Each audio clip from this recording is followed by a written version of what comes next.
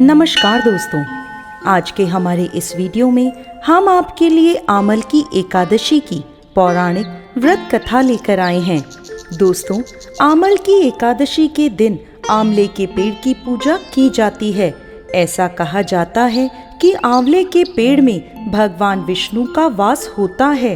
भगवान श्री कृष्ण ने गीता में कहा है, मैं वृक्षों में पीपल के समान हूँ तथा तिथियों में एकादशी के समान हूँ, जो मनुष्य के लिए कल्याणकारी है।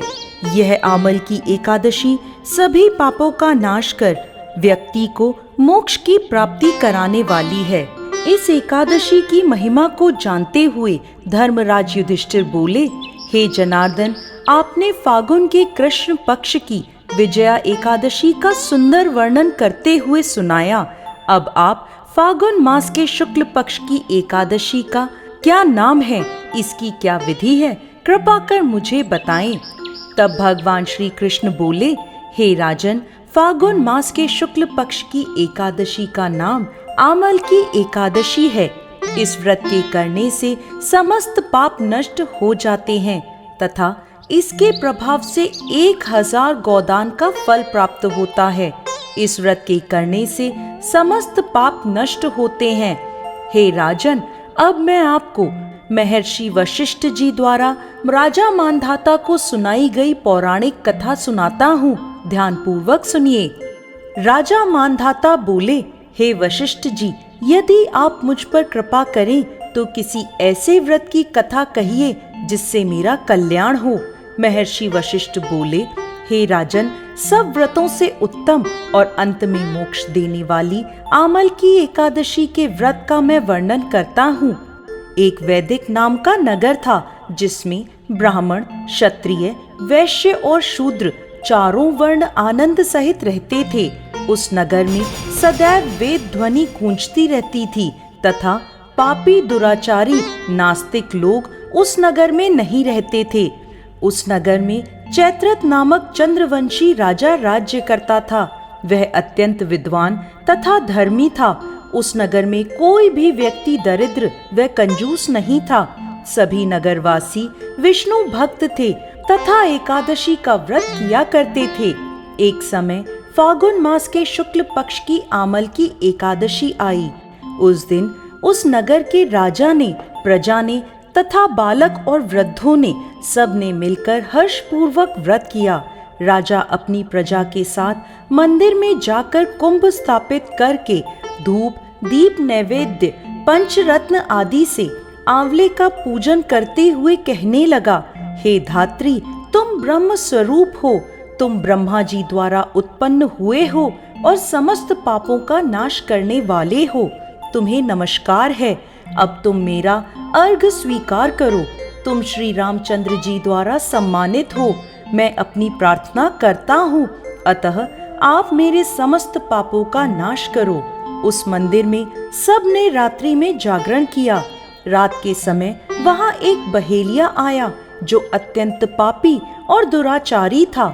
वो अपने परिवार का पालन जीव हत्या करके किया करता था। भूख और प्यास से अत्यंत व्याकुल वह बहेलिया उस जागरण को देखने के लिए मंदिर के एक कोने में बैठ गया और विष्णु भगवान तथा एकादशी महात्म्य की कथा सुनने लगा। इस प्रकार अन्य मनुष्यों की भांति उसने भी सारी रात जागरण करके बिता दी।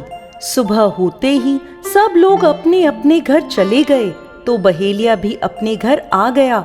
घर आकर उसने भोजन किया। कुछ समय बीतने के पश्चात उस बहेलिये की मृत्यु हो गई, मगर आमल की एकादशी के व्रत तथा जागरण से उसने राजा विदुरथ के घर जन्म लिया और उसका नाम वसुरथ रखा गया। बड़ा होने पर जब वसुरथ राजा बना तो उसकी एक बहुत विशाल सेना थी जो धन धान्य से परिपूर्ण थी। वो 10,000 ग्रामों का पालन करने लगा। उसका तेज सूर्य के समान था। उसमें चंद्रमा के समान कांति थी।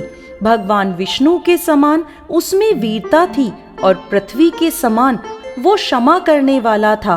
वह अत्यंत धार्मिक, सात्विक, कर्मवीर और विष्णु भक्त था। वो अपनी प्रजा को दान आदि कर समान भाव से पालन किया करता था। एक दिन राजा शिकार खेलने के लिए गया।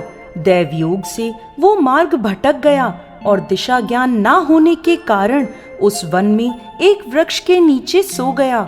थोड़ी देर बाद पहाड़ी से वहां कुछ डाकू आए और राजा को अकेला देखकर मारो मारो कहते हुए उसकी ओर दौड़ पड़े।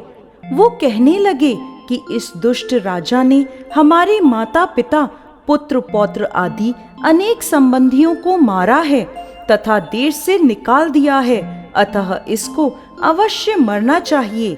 ऐसा कहकर वो डाकू राजा को मारने दौड़े। अनेक प्रकार के अस्त्र शस्त्र उसके ऊपर फेंके। ये सब अस्त्र शस्त्र राजा के शरीर पर गिरते ही नष्ट हो जाते और उनका वार पुष्प के समान प्रतीत होता। अब उन डाकुओं के अस्त्र शस्त्र उल्टा उन्हीं पर प्रहार करने लगे, जिससे वो डाकू मूर्छित होकर गिरने लगे। उसी समय राजा के शरीर से एक दिव्य स्त्री उत्पन्न हुई। वह स्त्री अत्यंत सुंदर होते हुए भी उसकी भ्रुकुटी टेढ़ी थी। उसकी आंखों से लाल लाल अग्नि निकल रही थी, जिससे वह दूसरे काल के समान प्रतीत होती थी। वह स्त्री डाकुओं को मारने दौड़ी और थोड़ी ही देर में सभी डाकुओं को मार दिया। जब राजा की नींद खुली तो डाकुओं को मरा देखकर वो सोचने लगा कि इन्हें किसने मारा, इस वन में मेरा हितैषी कौन है। वह ऐसा विचार कर ही रहा था कि तभी एक आकाशवाणी हुई, हे राजन, इस संसार में विष्णु भगवान के अतिरिक्त कौन तेरी सहायता कर सकता है। इस आकाशवाणी को सुनकर राजा अपने राज्य में आ गया और सुखपूर्वक राज्य करने लगा। महर्षि वशिष्ठ आगे कहते हैं, हे राजन, यह आमल की एकादशी के व्रत का प्रभाव था।